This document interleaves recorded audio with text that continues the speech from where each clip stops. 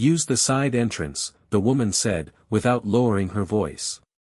Caleb Monroe stopped beneath the glass awning of Sterling Meridian Group, one hand holding a worn leather folder, the other wrapped around the small fingers of his 8-year-old daughter, Sadie. Black SUVs idled beside the marble entrance. Caleb glanced at the service driveway, then at Audrey Sterling blocking the front doors in a cream coat over a charcoal suit, her polished expression carrying an unmistakable edge. "I'm not making a delivery," Caleb said. "Then you're in the wrong place. I have an appointment." Audrey looked once at his faded work jacket, then at the old Ford pickup parked beyond the valet lane. Her eyes settled on Sadie's scuffed sneakers. "With whom?" she asked. Caleb shifted the folder under his arm. "Richard Sterling." The nearest security guard glanced over. Audrey gave a quiet laugh, not cruel enough to make a scene, but sharp enough to let everyone nearby understand exactly what she thought. "Mr. Sterling doesn't take walk-ins. Good thing I'm expected." Sadie looked up at her father, searching his face for embarrassment, anger, anything. Caleb gave her hand one gentle squeeze and stayed still. He had learned years ago that dignity did not grow louder when challenged, sometimes it simply stood where it was planted. Audrey checked her watch. "We have a board session starting in 12 minutes, and I don't have time for this." Caleb met her eyes. "Neither do I." That answer tightened something in her expression. She turned slightly toward security. "Please escort him around back." The guard took one uncertain step. Sadie moved closer to Caleb's side. Somewhere inside the building, a phone rang twice and stopped. Caleb still did not move. "Before you do that," he said quietly, "tell Richard that Caleb Monroe kept his promise." Audrey stared at him for half a second, then smiled as though patience itself had become expensive. "And what promise would that be?"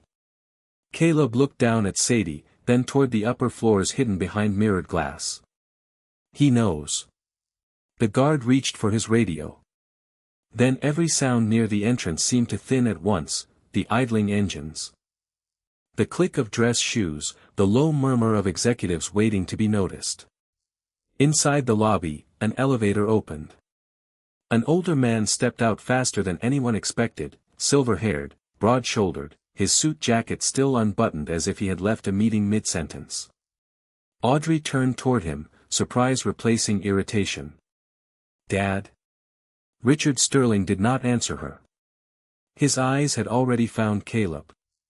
And for the first time that morning, the man everyone else had been waiting for looked like he was the one afraid he had kept someone waiting too long.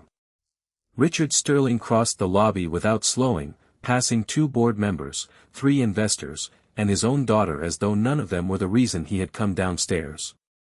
Caleb remained where he was beneath the glass awning. Richard stopped in front of him, studied his face for one quiet second, then extended his hand first. "Caleb." The name carried farther than either man intended. Caleb accepted the handshake. "Richard." Audrey's expression changed. "You know him?" Richard did not look at her yet.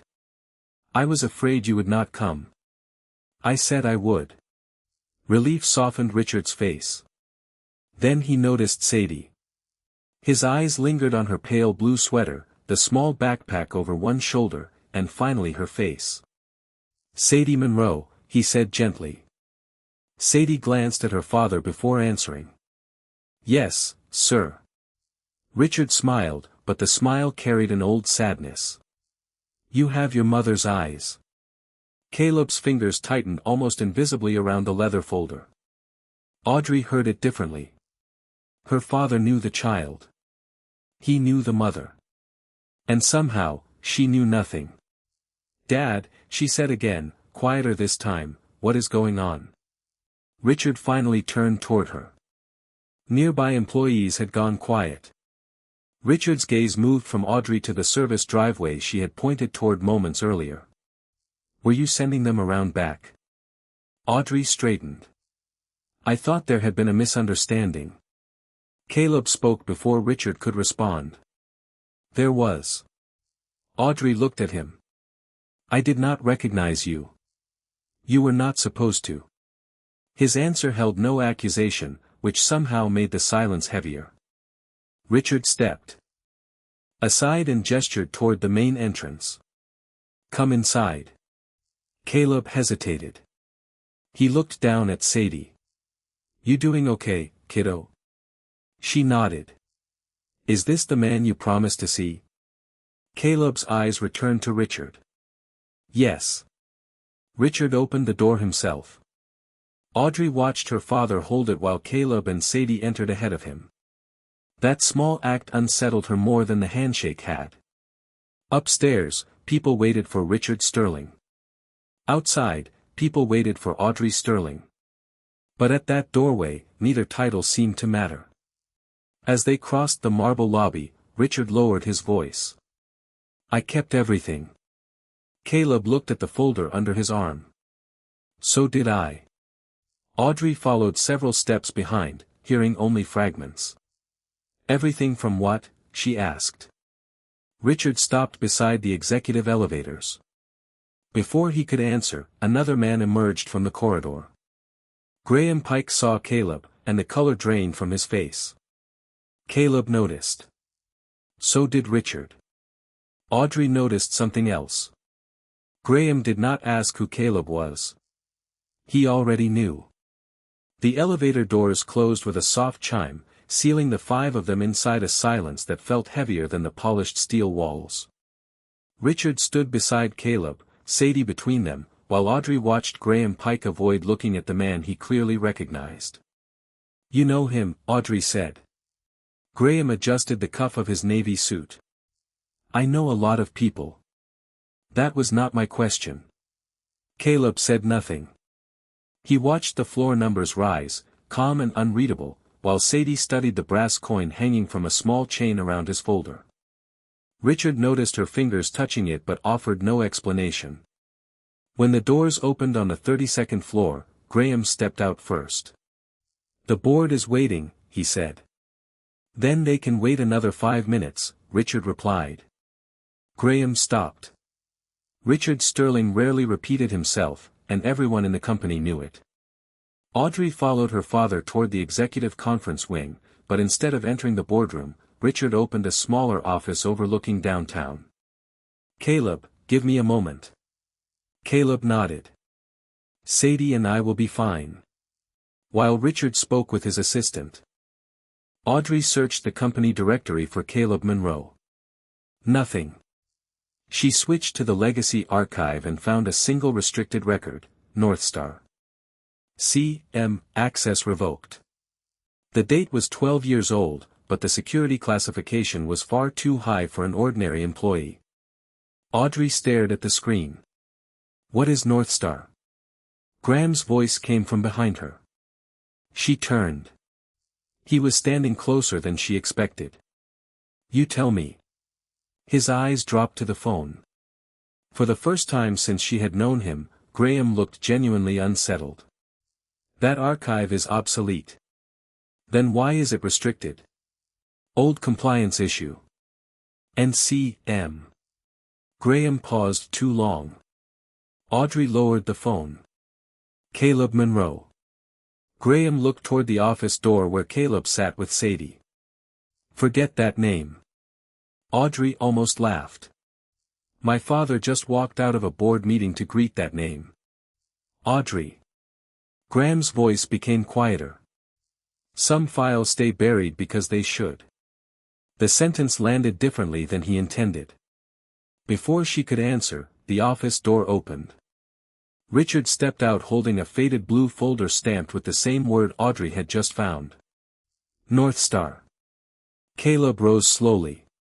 Graham went still. Richard placed the folder on the table between them. 12 years, he said. Caleb looked at the cover, then at Graham. Long enough for people to rewrite a lot of things. Audrey watched Graham's face tighten. She finally understood the part that frightened her most.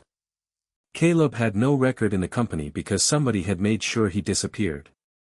12 years earlier, Caleb Monroe had not worn a faded work jacket or driven an aging pickup.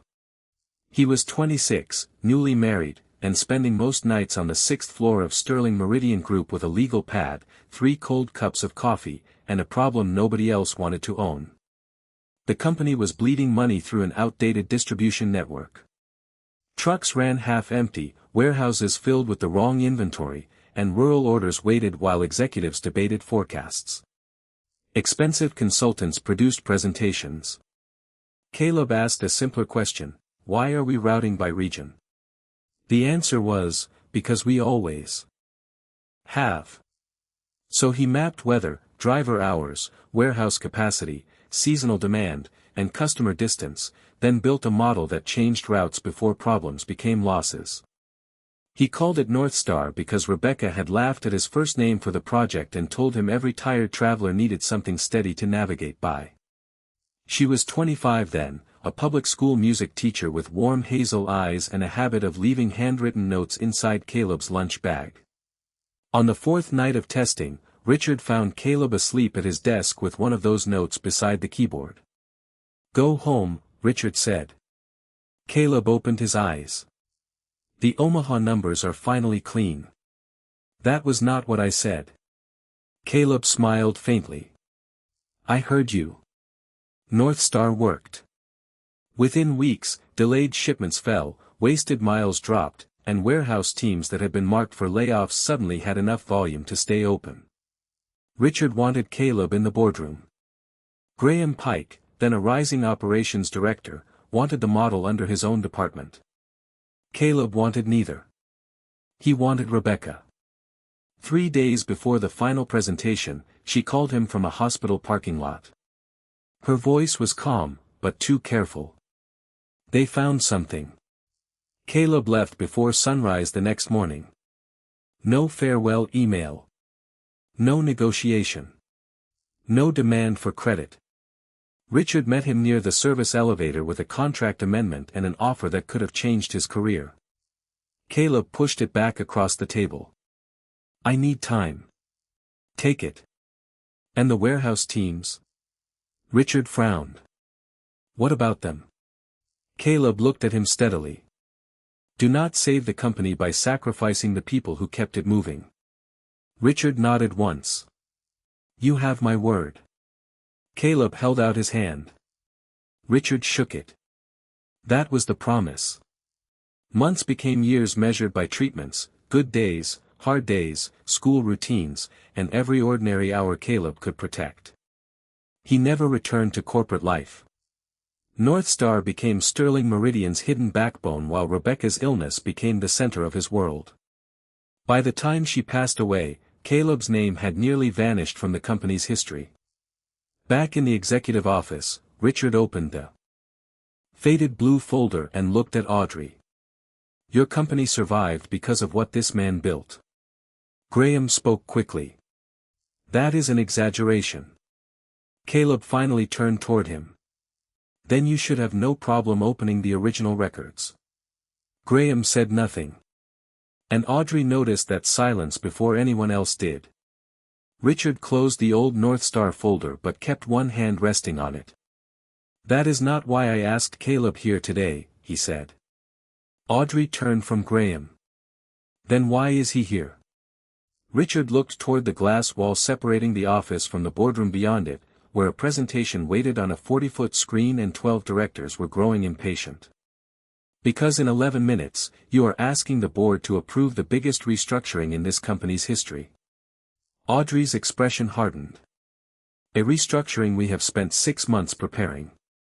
A restructuring that closes 4 distribution centers.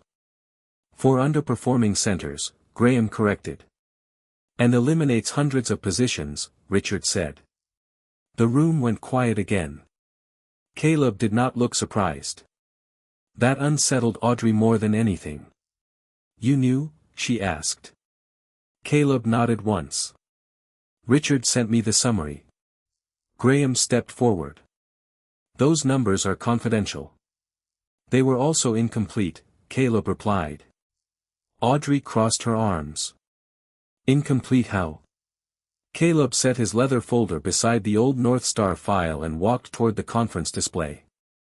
Richard touched a control, and the restructuring dashboard filled the wall in blue, white, and red. Revenue projections. Freight costs. Regional losses. Staffing recommendations. Graham watched Caleb carefully. This model was built by one of the best consulting teams in the country. Caleb studied the screen without answering. 1 minute passed. Then another. He did not touch the keyboard. He did not ask for a calculator. He simply stood there, eyes moving across routes, warehouse codes, seasonal demand curves, and delivery windows.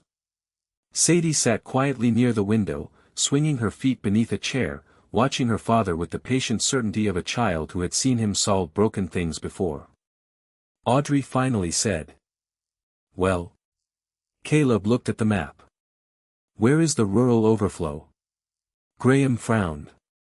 "The what?" Caleb pointed to 3 Midwestern regions. "When urban hubs exceed capacity, where does the excess volume go?" Graham answered quickly. "It is redistributed automatically." "Where?"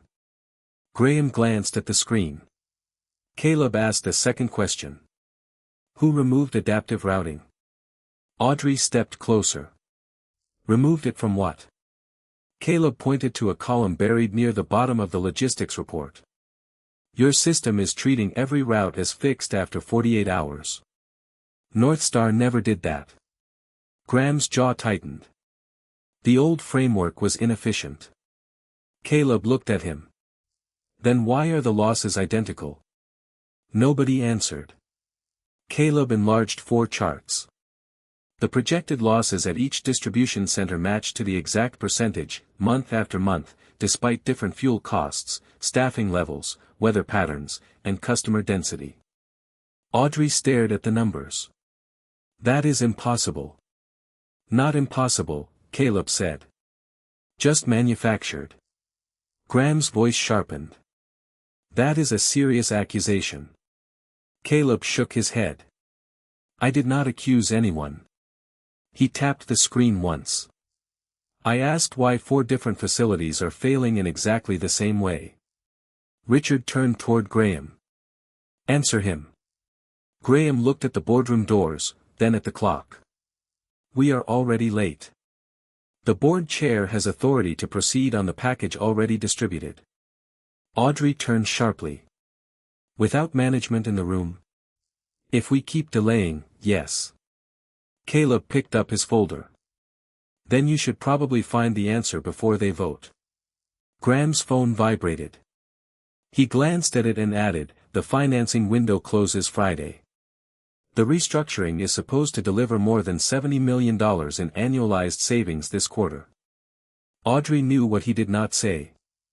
Graham's performance award rose sharply if the plan crossed that target before quarter end. The incentive was disclosed, but suddenly it no longer felt irrelevant. "Your bonus depends on those savings," she said. Graham's jaw tightened. "My compensation is not evidence of misconduct." "No," Caleb said. "But it is evidence that nobody should be rushing." Audrey did not move. For 6 months she had believed she was walking into that boardroom to save the company money. Now, for the first time, she wondered whether someone had designed the numbers to make closing those doors look inevitable. Audrey looked from the identical loss charts to Graham, and for the first time that morning, she did not trust the confidence in his voice. "Open the original Northstar archive," she said. Graham shook his head. "That system has been retired for years." "Then retrieve the backup." "It is not that simple." Richard's expression hardened. It was simple enough when someone revoked Caleb's access. Graham went quiet. Sadie, still seated by the window, began turning the small brass coin between her fingers. The metal caught a stripe of morning light, revealing a compass symbol on one side and a row of numbers on the other. Caleb noticed. "Careful with that, sweetheart." Sadie held it up. "What do the numbers mean?" Richard stared at the coin. "I have not seen one of those in 12 years. Audrey stepped closer. "What is it?" Caleb took the coin gently and placed it on the conference table. North Star Challenge Token. Richard gave one to everyone on the original project team. Graham looked away. Caleb ran his thumb over the engraved digits. Back then, physical archives were organized by building, floor, room, cabinet, and box. Audrey understood first. Those numbers are a location. Richard turned toward his assistant. Where is Elaine? Audrey looked at him. Richard answered before she could ask. I asked Elaine Foster to bring the North Star archive the moment Caleb confirmed he was coming. I wanted someone in this room who could authenticate the originals if questions were raised. Graham immediately objected. Elaine retired 7 years ago. Which is why she no longer answers to you, Richard said. 20 minutes later, while the board meeting remained delayed upstairs, Elaine Foster stepped from the executive elevator carrying a weathered records box and a thin chain of custody ledger. At 64, she still moved with the careful efficiency of someone who had spent decades knowing where every important document belonged. She saw Caleb and stopped. Well, she said softly. Some promises take their time. Caleb smiled for the first time since entering the building. Good to see you, Elaine. She checked the number on Caleb's brass North Star token against the archive ledger before breaking the old storage seal. Only then did she set the box on the table. On the side, handwritten in black marker, were the words North Star Originals. Graham folded his arms. This proves nothing about the current restructuring. Elaine ignored him. She removed engineering notes, routing maps, signed approvals, and printed emails preserved from the old system. Audrey turned each page more slowly than the last. Caleb's initials appeared everywhere. His calculations. His revisions. His recommendations. Then Elaine pulled out a memorandum dated 3 days before Caleb left the company. Richard read the first page in silence. Audrey leaned closer. The memorandum formally credited Caleb as the architect of the North Star routing framework and recommended him for a permanent leadership role. She turned to the final sheet. It was missing. A torn edge remained beneath the binding clip. Where is the last page? Audrey asked. Graham answered too quickly. There probably never was one. Elaine looked up at him. Her voice stayed calm. There was. The room became still. I typed it myself. Richard set the memorandum down. What was on it? Elaine looked at Caleb, then Graham. The names of everyone who requested ownership of Caleb's work after he left. Graham's face tightened. Elaine reached deeper into the box and removed a sealed envelope. And Richard told me that if North Star was ever questioned again, I was to open this. Elaine held the sealed envelope for a moment before placing it in Richard's hands. The paper had yellowed at the edges, but the signature across the flap was unmistakably his. Richard opened it slowly. Inside was a carbon copy of the missing memorandum page and a handwritten note dated 12 years earlier. Audrey moved beside him. Graham stayed near the window. Richard read in silence, then handed the page to his daughter. 3 names appeared beneath the heading Request for Intellectual Ownership Transfer. Graham Pike was listed first. Audrey looked up.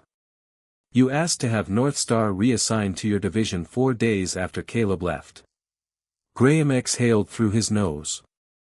That was standard procedure. The project needed an active owner. Elaine shook her head. Ownership and management are not the same thing. Graham ignored her. Caleb walked away. The company could not freeze because of his personal circumstances. Caleb's expression did not change. I never asked it to. Then what exactly do you want? Graham asked. Your name restored. Compensation. An apology.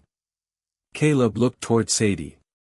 She was sitting quietly with a pencil and a sheet of paper Elaine had given her, drawing a crooked compass around the North Star symbol. When Caleb answered, his voice was low. I want the 4 centers left open until the numbers are verified. Graham stared at him. That is all. That is enough. Audrey lowered the memorandum. Hundreds of people could lose their jobs because of this restructuring. And delaying the vote could cost millions, Graham replied. Caleb walked back to the screen. Then we verify it today. You cannot rebuild 6 months of analysis in an afternoon. I do not need to. Caleb pointed to the identical loss percentages again. Someone changed the assumptions, not the raw data. Restore adaptive routing, separate real freight costs from projected consolidation savings, and the picture changes. Richard looked at Audrey. Can your team run that? She nodded slowly. Yes. Graham stepped forward. This is reckless. Caleb turned to him. Then let the numbers prove me wrong. The room fell quiet. There was no anger in Caleb's face, no satisfaction in having Graham cornered by his own records. That absence of triumph unsettled Audrey. She had spent years in rooms where people collected victories like trophies. Caleb seemed interested only in preventing a mistake. Richard picked up the telephone and instructed the board secretary to delay the vote. Graham's voice tightened. You are risking the entire restructuring because of a man who abandoned this company 12 years ago. Caleb looked at him for a long moment. I left a job. He glanced at Sadie's drawing, then at the old memorandum. I did not abandon people. Graham said nothing. Audrey did. Neither will we. She turned toward the conference room doors. Run the original data. Every center. Every route. No adjusted assumptions. Her analysts moved immediately. Then one of them frowned. The adaptive routing audit table in the restructuring snapshot was gone. Graham answered before anyone asked. It was purged from the working copy. Routine data minimization. Audrey stared at him. Who authorized that? Operations. Meaning you. Graham said nothing. Caleb looked at the map instead of at him. The headquarters table is not the only record. North Star writes locally before it writes centrally. Call the 4 distribution centers. Ask for raw outbound manifests, transfer logs, and truck departure times. Have them send the files directly to information security. Graham stepped forward. Local managers are not auditors. The trucks are real, Caleb said. Their miles are real. Their customers are real. 3 centers sent their files within minutes. Erie did not. When Audrey called the manager herself, he hesitated before admitting that operations headquarters had instructed him not to release local data outside the restructuring team. Graham called it standard confidentiality. Audrey ordered the files released anyway. When Erie's data arrived, the rerun changed again. 2 centers moved into positive territory, a third nearly broke even, and Erie's projected deficit fell to less than 1/3 of the number in the board package. Then information security found something worse, an internal note from 11 weeks earlier. An analyst had warned that disabling adaptive routing would materially weaken all 4 centers in the model and recommended showing the board both scenarios. The alternate scenario had been rejected under Graham Pike's approval. Graham's voice hardened. It was a modeling judgment. Caleb looked at him. Then let the board see the judgment and the warning beside it. Richard watched his daughter absorb what that meant, then looked at Caleb. You could have asked me to clear your name years ago. Caleb closed the leather folder. Rebecca needed a husband. Sadie needed a father. I knew who I was. Richard nodded slowly. Through the glass wall, Audrey stopped beside the boardroom entrance and looked back at the man she had tried to send around the building less than an hour earlier. She finally understood why he had not defended his status at the door. He had never needed a title to know his worth. And now the people upstairs were about to discover whether their own decisions could survive the truth. The boardroom doors opened at 9:47, and every conversation inside stopped when Richard Sterling entered with Caleb beside him. Audrey followed with a tablet in her hands, while Elaine carried the North Star Records box behind them. Graham came last. 12 directors sat around a long walnut table beneath a wall of glass overlooking the city. On the main screen, the restructuring proposal still waited for approval. Richard did not sit. Before anyone votes, you need to know what these numbers are built on. One director glanced at Caleb's work jacket. Another looked toward Graham for an explanation. Audrey touched the screen. 4 distribution centers appeared in red. We reran the analysis using the original routing logic, she said. The projected losses changed. She advanced to the next chart. The red figures fell sharply. 2 centers moved into positive territory. A third nearly broke even. The fourth showed a smaller deficit that could be corrected without closure. No one spoke. Graham leaned forward. Those are preliminary results. Caleb answered quietly. So were the numbers you wanted them to vote on. Graham looked at Richard. This man has not worked here in 12 years. Richard placed the faded North Star blueprint on the table. And yet the company has worked on his design every day since. Elaine distributed copies of the preserved memorandum. Audrey watched directors read Caleb's name, his authorship, the original recommendations, and the transfer request Graham had submitted after Caleb left. Paper shifted softly across the table. Chairs stopped moving. Even the phones remained untouched. Graham finally said, "The company improved North Star after he was gone." Caleb nodded. Of course it did. The answer surprised everyone. Good systems should improve, he continued. But improvements do not require erasing the person who built the foundation. Richard looked toward the screen. Nor do they justify assumptions that make layoffs appear unavoidable while hiding the scenario that says otherwise. Graham's face tightened. I reject that characterization. Audrey put the internal warning on the main screen beside the rerun. Then explain this. An analyst told your team that removing adaptive routing would materially weaken all 4 centers. He recommended showing both scenarios. You rejected that recommendation. The working audit table was later purged under Operations Authority, and Erie was told not to release its local files. Graham stood. Those were management decisions made under deadline. My compensation is disclosed, and none of this proves I falsified raw data. Caleb spoke before the room could turn accusation into verdict. He's right about one thing. Motive is not proof. That is what the independent review is for. He pointed to the 2 models. But you do not need an investigation to know you should not vote on the first one today. Caleb did not look pleased. He looked tired. Sadie sat quietly near the far wall with her compass drawing resting in her lap, watching a room full of powerful adults finally listen to the man she had never doubted.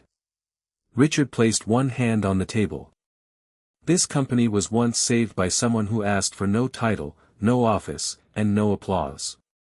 His only condition was that we remember the people behind the numbers. Audrey looked at Caleb, then at the board. I recommend we suspend the restructuring vote, preserve all 4 centers, lock every model and access log, and appoint outside reviewers to determine why the alternate scenario was withheld. One director asked whether the delay could cost the company millions. Audrey nodded. It might. Closing 4 functioning centers on distorted assumptions could cost us far more. One by one, hands rose. Unanimous. Graham remained seated, stripped of restructuring authority pending the review but not publicly condemned beyond what the evidence supported. Richard turned to Caleb. Anything you want to say? Caleb looked around the room. Yes.